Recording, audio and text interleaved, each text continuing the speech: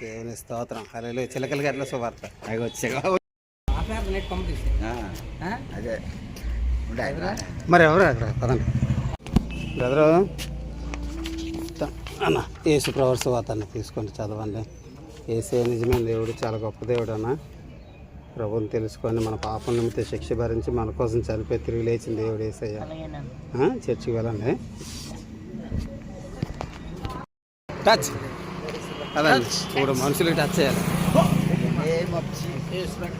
మా చెల్లెమ్మ యేసు ప్రభు సువార్త తల్లి దేవుడు నమ్ముకోమ్మా. యేసే నిజమైన దేవుడి తల్లి నమ్ముకోమ్మా. ఏసేని తెలుసుకున్నాము అమ్మ. మతం కాదు, మనం అందరూ దేవుడి దగ్గరికి వెళ్ళడానికి ఒకే ఒక్క మార్గం అమ్మ. మనందరూ ఏదో రోజు మరణిస్తాం. మరణం తర్వాత దేవుడి దగ్గరికి వెళ్ళాలని మన పాపం అడ్డుపడుతుంది. మన పాపాన్ని తొలగించడానికి దేవుడు మానవుడికి జన్మించాడు. మనందరం చేసిన తప్పులకి పాపాలకు ఉన్న శిక్ష అంతా యేసుక్రీస్తు భరించారు.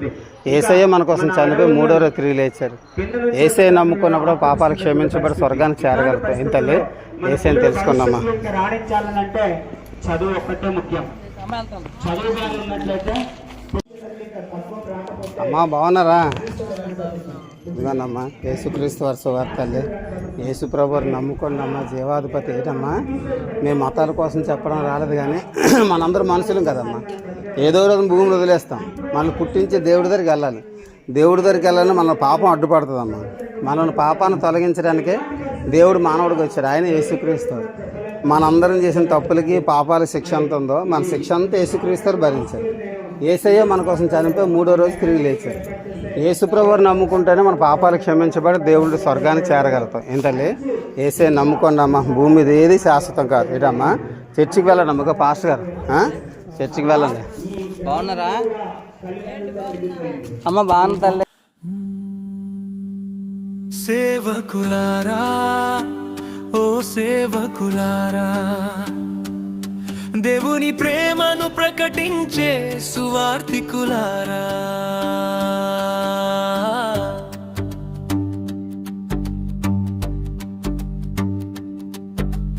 దేవుని పిలుపును అందుకొని వచ్చిన అపోస్తులారా, దేవుడు మిమ్మును మరచిపోలేదు. మీరు ఆయనకు తెలుసు, మీరు ఆయనకు తెలుసు. సేవకులారా, ఓ సేవకులారా, దేవుని ప్రేమను ప్రకటించే సువార్తికులారా,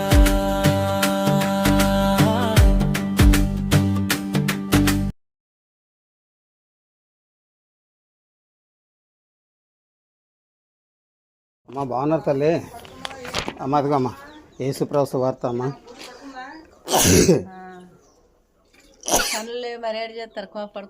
అమ్మ యేసయ్య నమ్ముకోండి, చర్చికి రండి తల్లి అంటే అమ్మా చదవండి. మనలో చూస్తే చాలా పాపం ఉంది అమ్మ. పాపం లేని మానవుడు ఎవరు ఉన్నారా? పాపం లేని మానవుడు అంటే ఎవ్వరు లేరు. అందరిలో పాపం ఉంది. ఆ పాపమే మనుషుల్ని తిరుగుడికి, తాగుడికి, రకరకాల జోదాలకి బానిస చేస్తుంది. ఆ పాపం మనకు తెలియదు. మనం ఏమనుకుంటున్నామంటే తాగితే ఫ్యాషను, తిరిగితే ఫ్యాషన్, జోదం అయితే ఫ్యాషన్, అన్నీ అంటే మన జీవితాన్ని నాశనం చేసుకున్నవన్నీ ఫ్యాషను, ఇది స్టైలు, గొప్ప అనుకుంటున్నాం. అందులో అడుగుపెట్టిన తర్వాత ఆ పాపం ఏం చేస్తుందంటే లాక్ చేసేస్తుంది. అందులో బంధించి ఇంకా బయటికి రానివ్వదు. ఇంకా అలాగా రాను మనకి ఏమనిపిస్తుంది అంటే మనకున్న వ్యసనాలు మనకే అసహ్యం అనిపిస్తుంది. ఏటి వ్యసనం, అందరిలాగా నేను బాగుంటే బాగుండు, నాకు ఏటి వ్యసనం అని అనిపిస్తుంది, కానీ బయటికి రాలేము. అలాంటి సంఘటన బైబిల్లో ఒకటి జరిగింది. ఒక యవనస్తుడిని దెయ్యాలు పట్టే తమ్ముడు యవనస్తుడిని దెయ్యాలు పడితే ఆ దెయ్యాలు పట్టిన యవనస్తుడు ఎవరి చేత కంట్రోల్ చేయలేకపోయాడు. ఆయన్ని కంట్రోల్ చేయాలని గొలుసులతో కట్టారు, కానీ కంట్రోల్ చేయలేకపోయాడు. గొలుసులు తెంచుకొని మరీ వెళ్ళిపోయాడు. ఎందుకంటే ఒక వ్యసనాలకు మనం బానిసం అయిపోతే, దుష్టశక్తులు మనం పట్టుకుంటే మనం బయటపడడం కష్టం. వాడు ఏం చేసింటే వాడు రాళ్ళు తీసుకొని వాడి మొహాన్ని వాడే కొట్టుకుని, వాడి శరీరాన్ని వాడే కొట్టుకొని గాయపరుచుకున్నాడు. మన వ్యసనాన్ని బానిస అయితే మనం కష్టపడి సంపాదించిన డబ్బుతో మనంతలో మనమే పాడు చేసుకుంటాం. మన జీవితాన్ని మనమే నాశనం చేసుకుంటాం. అలాంటివన్నీ చంపేద్దామని సముద్రంలో తీసుకెళ్ళి ముంచేద్దామని వాడిలో ఉన్న దయ్యాలు వాడిని పరిగెట్టించి సముద్రం దగ్గర తీసుకెళ్ళాయి. ఈలోగా యేసుక్రీస్తు వారు కరుణించి కనికరించి ఆ కుర్రాడికి ఎదురుపడి అతను బాగు చేశాడు. కాబట్టి తమ్ముడు ఈరోజు నిన్ను కూడా యేసుక్రీస్తు వారు కనికరిస్తున్నారు. నిన్ను ఎదురుపడ్డారు. సేవకుల ద్వారా, సేవకుల రూపంలో నిన్ను ఎదురుపడ్డారు దేవుడు. నీ మనసు మార్చడానికి నిన్ను రక్షించడానికి దేవుడు ఇష్టపడతాడు. ఏం తమ్ముడు? ఆ దేవుడికి నువ్వు హృదయంలో చోటిస్తే చాలమ్మా. నీ హృదయంలో చోటిచ్చి, యేసయ్యా నా బతుకు బాగా పాడైపోయింది, పతనం అయిపోయింది, నా బతుకును బాగు చేయండి దేవా, నన్ను రక్షించండి ప్రభా, నువ్వు మనసులో దేవుని తలంచుకొని దేవుడి సహాయం కోరితే తప్పకుండా దేవునికి సహాయం చేస్తాడు. బాగా చదువుకోనని చెప్తున్నాను కదా పాస్టర్ గారు. ఏం తమ్ముడు? ఆ చదువుని ఎందుకు వేస్ట్ చేసుకోవడం? అంత మంచి చదువు ఉంటే నేను ఇప్పుడు స్టాండర్డ్లో ఉన్నాను తమ్ముడు. అన్నీ దేవుడు సరిచేస్తాడమ్మా. నువ్వు ఒకటి నీ హృదయంలో దేవుడి చోటిచ్చి దేవుడిని ఆహ్వానించు. యేసయ్య నా హృదయంలోకి రండి, నా ఆరోగ్యాన్ని, నా బ్రతుకుని అంతటిని బాగు చేయండి దేవాని మనస్ఫూర్తిగా దేవుని అడుగుతాముడు. నేను ఒకప్పుడు తాగినోడిని తమ్ముడు. మాది ఇక్కడ ఎస్కోట పందిరప్పని కొట్టుదరా. నేను విపరీతంగా తాగుబోతున్నా, బాగా తాగినవాడిని. నేను ఇలాగే యేసయ్యని కోరుకున్నాను, ప్రభువా నేను మారాలని ఆశపడుతున్నా, బ్రతుకును బాగు చేయండి, ఈ వ్యసనాల పట్ల నాకు అసహ్యాన్ని పుట్టించండి దేవుడా అని అనుకున్నాను. ఇక్కడ ఎస్కోట పందిరప్పని కొట్టుదారా. దేవుడు నా మనసు మార్చాడు. ఆ త్రాగుండి విడిపించి దేవుడి గుండి ప్రకటించడానికి నాకు భాగ్యం ఇచ్చాడు. ఏం తమ్ముడు? నిన్ను కూడా మార్చగలడు దేవుడు, ఖచ్చితంగా మారుస్తాడు. నీ హృదయం దేవుడికి ఇవ్వు. ఏదమ్మా, నువ్వు ఎలాగొన్నా సరే ప్రతి ఆదివారం దేవుడి సన్నిధి రా, చర్చికి వెళ్ళు, ఖచ్చితంగా దేవుని జీవితంలో కార్యం చేస్తాడు. ఏదమ్మా, తప్పకుండా దేవుడు చేస్తాడు. ఏదమ్మా, బాగుపడాలి, మీ కుటుంబాలు మీరు బాగోవాలనేసి దేవుని సేవకులుగా మా ఆశ.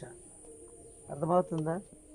అసలు బైబిల్ ఏముందంటే దినముల చెడ్డ కనుక సమయమును పోనీక సద్వినియోగం, అజ్ఞానుల వల్ల కాక జ్ఞానుల వల్లే నడుచుకుంటూ జాగ్రత్త, మధ్యమతో మత్తులై ఉండకూడదు, దాంట్లో దుర్వ్యాపారము. సామెతల గ్రంథం ఎవరికి జగడములు, ఎవరికి ఏతువులు, ఎవరికి గాయములు, మధ్యమతో మత్తులై ఉన్నవారికే కదని వాక్యం సెలవిస్తుంది. అంతే కదా.